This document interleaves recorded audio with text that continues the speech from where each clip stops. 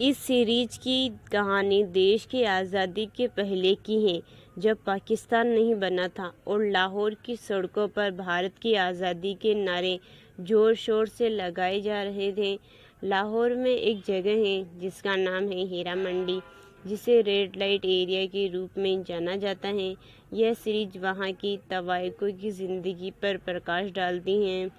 Heera Mandi web series की कहानी आज़ादी के पहले के दौर में सेट। ये कहानी मूल रूप से आज़ादी की लड़ाई में तवायकों के भुला दिए गए योगदान की है, जिसमें इश्क, बदले और बगावत का तड़का है।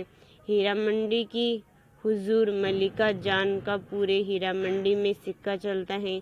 अपनी ऐंठ और गुरूर के आगे वह ना नवाबों को भाव देती है न अंग्रेजों को। मलिका की बड़ी बेटी बिम्बो जान हीरा मंडी की शान है। वहीं छोटी बेटी आलमजेब को वह कोठे पर बिठाने की तैयारी में है।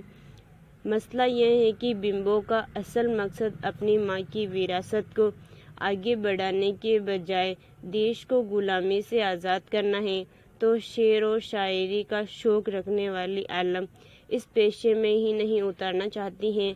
उससे एक नवाबजादे ताजदार बलोच से इश्क है, जिसके खातिर वह हीरा मंडी से भाग खड़ी होती हैं।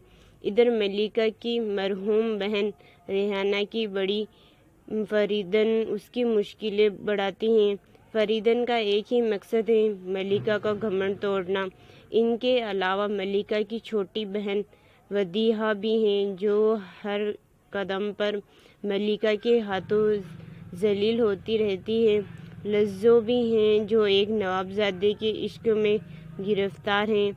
अब नवाबों, अंग्रेजों और आज़ादी के दीवानों के बीच चल रही कशमकश में इन तवायकों की जिंदगी क्या मोड़ लेती हैं, वे अपने अपने मकसद में कितनी कामयाब होती हैं, यह सीरीज देखकर पता चलेगा।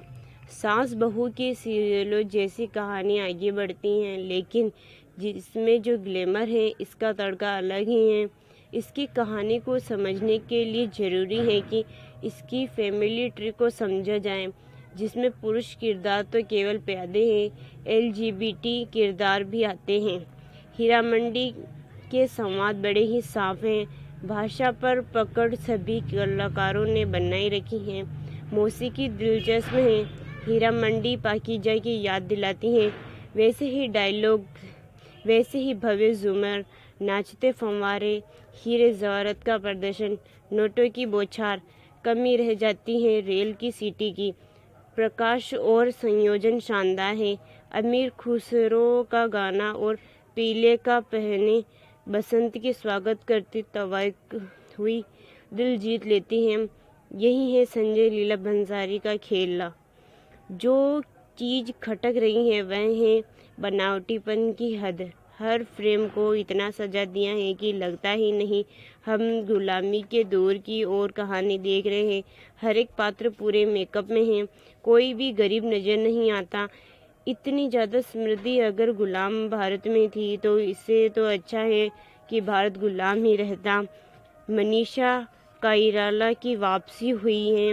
नेपाल की यह अभिनेत्री ऐसी खालिस उर्दू बोलती है कि असली बिम्बो जान लगती हैं। अपने रोल को रिचा चड्ढा ने पूरी शिद्दत से निभाया है। संजीदा शेख की आंखों में लगातार खुलगती हुई आग आंसू बनकर बिखरती हैं और सोनाक्षी सिन्हा वैम्प के रूप में प्रभावी हैं। संजय लीला भंसाली मिर्ची को भी खीर बनाकर पेश करने का हुनर जानते हैं। वे कैमरे से खेलते हैं और एक मायावी संसार रचते हैं। इतिहास के एक शर्मिंदगी भरे समय को वे इतना ग्लैमराइज कर देते हैं कि दर्शक वाह वाह करने लगते हैं।